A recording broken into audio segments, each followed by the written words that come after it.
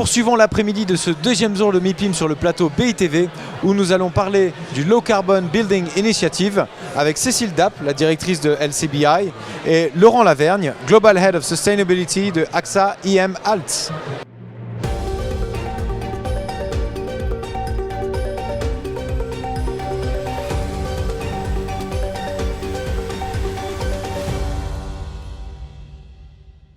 Cécile Dapp, Laurent Lavergne, bonjour.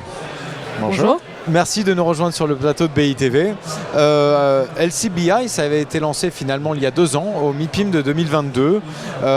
L'objectif, c'était de donner une grille de lecture claire et assez unifiée à l'échelle de l'Europe sur l'empreinte carbone des actifs immobiliers. Où en est le label aujourd'hui ? Tout à fait. Donc, l'initiative a été lancée effectivement il y a 2 ans par un groupe d'acteurs de l'immobilier européen pour répondre au besoin initial d'avoir une méthode claire, unifiée en Europe pour mesurer l'empreinte carbone des bâtiments sur tout leur cycle de vie. Donc, c'est-à-dire en comptant à la fois la partie carbone opérationnelle et également la partie carbone qu'on appelle embodied carbone en anglais, qui est le carbone qui vient des matériaux.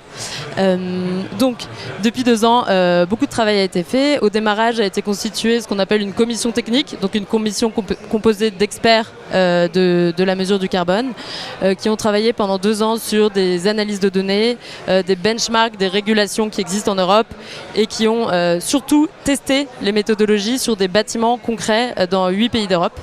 Et donc suite à ces phases de test et d'échanges avec des experts dans une dizaine de pays d'Europe, est finalement sortie la méthodologie actuelle en janvier 2024. Qui est donc cette méthode publiquement disponible pour tous les acteurs.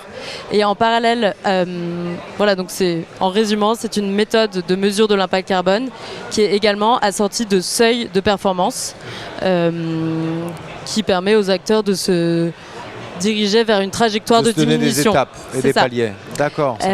Et en parallèle, existe aussi une certification, un label basé sur cette méthode de mesure qui est distribué par Bureau Veritas. D'accord.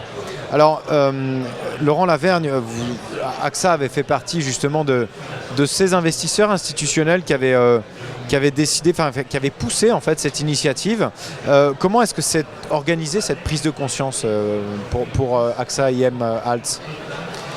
Alors, de notre côté, en fait, on avait une préoccupation, en tout cas une action sur l'empreinte carbone de nos patrimoines depuis un certain temps, avec un focus très fort sur la partie opérationnelle, qui est d'une certaine manière la plus facile à mesurer, qui est l'énergie qui a été consommée qu'on transforme en carbone. Et on avait la conscience que la partie embodied carbone, donc celui qui est lié à l'acte de construire, pouvait représenter un facteur de 100 fois potentiellement le montant de l'énergie qui était consommée annuellement. Donc on ne pouvait pas l'ignorer.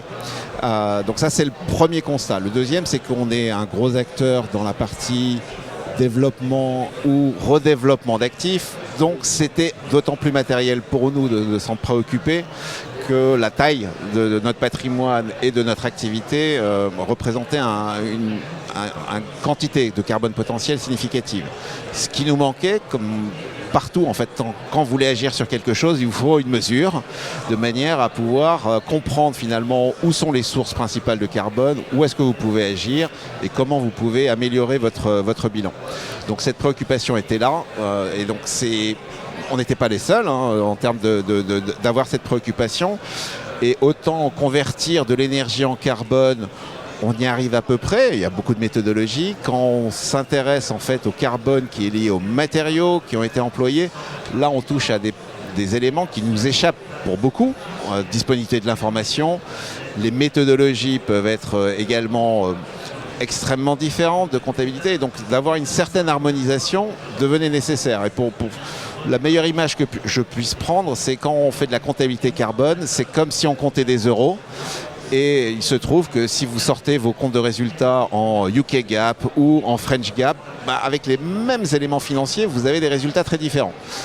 Donc organiser une comparabilité de vos actifs et de comprendre si vous avez bien agi à l'échelle européenne devenait finalement un sujet important pour nous. D'où le fait que finalement une initiative où on fédérait des acteurs qui avaient à peu près les mêmes problématiques pour avoir une méthodologie cohérente et réplicable finalement sur de grandes échelles devenait finalement très utile pour nous. D'accord. Alors, vous avez tous les deux évoqué la méthodologie. Je pense que beaucoup ont envie de savoir ce qu'il en est. Quelle est cette méthodologie employée alors ? Alors, comment fonctionne la méthodologie de LCBI ? En 2 minutes, c'est dur. En 2 minutes, non, mais sans rentrer dans trop de détails. En tout cas, comme l'a expliqué Laurent, ce qui est important, c'est que ça compte le carbone sur tout le cycle de vie. Oui. Donc, on a une comptabilité, on va dire, sur 3 grands axes. Le carbone embarqué, embodied carbone, le carbone opérationnel et le carbone biogénique, qui est le carbone qui peut être potentiellement stocké dans certains matériaux. Donc ces 3 axes sont comptés séparément et sont mesurés selon deux critères de performance. D'un côté, la performance carbone, donc on compte le carbone de ces critères, et de l'autre, ce qu'on appelle la complétude des données. C'est-à-dire qu'on va mesurer à quel point on a réussi à aller loin dans la mesure de ce critère, et c'est cette complétude qui va permettre d'organiser la comparabilité en fait, des données, puisque en connaissant le scope de mesure, on va pouvoir comparer les données entre elles. Donc voilà, on a ces 3 axes sur lesquels on a une mesure du carbone. Des données, j'imagine, empiriques en fait, c'est-à-dire que là c'est une mesure précise qui de toute manière d'un pays à un autre peut être comparable, c'est ça ? Oui, exactement. C'est-à-dire que sur le embodied carbone, ça va être du carbone par mètre carré sur 50 ans de durée de vie. Le carbone opérationnel, on a du carbone par mètre carré qui vient des données de consommation énergétique. Exactement. Ok. Voilà. Alors, pour parler de manière un peu plus générale, j'ai la chance d'avoir un représentant d'AXA, une grande société d'investissement. Il y a beaucoup d'investisseurs qui ont lancé justement des initiatives, alors pas forcément à l'échelle européenne, des fois à l'échelle française, des fois sur certaines façons précises, notamment le réemploi, notamment d'autres spécificités pour une meilleure sobriété carbone. Est-ce que pour vous, AXA, est-ce que vous pensez qu'il faut encore continuer à multiplier ce type d'initiative et en l'occurrence, il y a un rôle du privé, ou est-ce qu'il faut se concentrer sur ce qui a déjà été fait ? Alors, non, il ne faut pas se concentrer sur seulement ce qui a été fait, mais pour autant, il ne faut pas non plus multiplier à l'infini les initiatives parce qu'on disperse les énergies. Donc c'est plutôt une initiative comme celle de LCBI qui permet, encore une fois, quand on mesure, on se rend compte de là où vraiment on peut agir et modifier le bilan carbone tout en préservant la qualité de la construction et le confort des occupants, pour prendre des mesures relativement directes. Donc c'est plutôt la qualité que j'aurais tendance à mettre en avant que la quantité. Et l'initiative privée, moi, ce que je trouve intéressant dans l'initiative privée, c'est que ça vienne finalement de praticiens, c'est-à-dire de gens qui vont réellement mettre en œuvre les choses. On n'est pas sur du normatif ou du réglementaire qui ignore parfois les réalités du terrain et de l'exécution. Et donc oui, les initiatives qui nous paraissent pertinentes, on sera évidemment tout à fait partant pour les soutenir. L'enjeu, la difficulté, je pense, pour certaines des initiatives, c'est ce qu'on appelle, je suis désolé pour la terminologie anglo-saxonne, mais c'est la scalability. À quel point, finalement, on n'est pas en train de faire des initiatives qui sont tellement micro qu'elles sont très sympathiques, utiles, mais finalement, leur impact général est relativement modeste. Et donc, voilà, c'est bien sélectionner ces thématiques-là.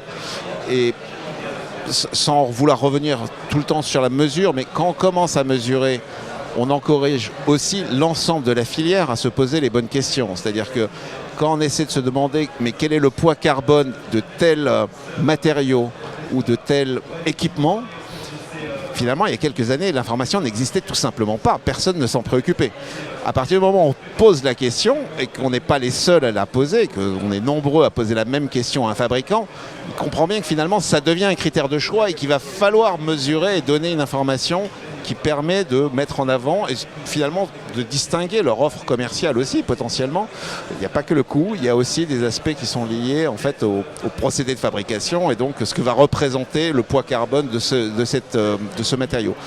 Donc tout ce qui permet d'aller dans ce sens-là, je pense, est une initiative qui est utile parce qu'on est encore dans une phase de découverte de finalement qu'est-ce que ça veut dire de mesurer ces éléments-là dans l'acte de construire. D'accord.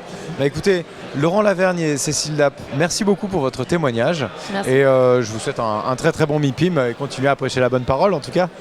Merci beaucoup. Merci à vous.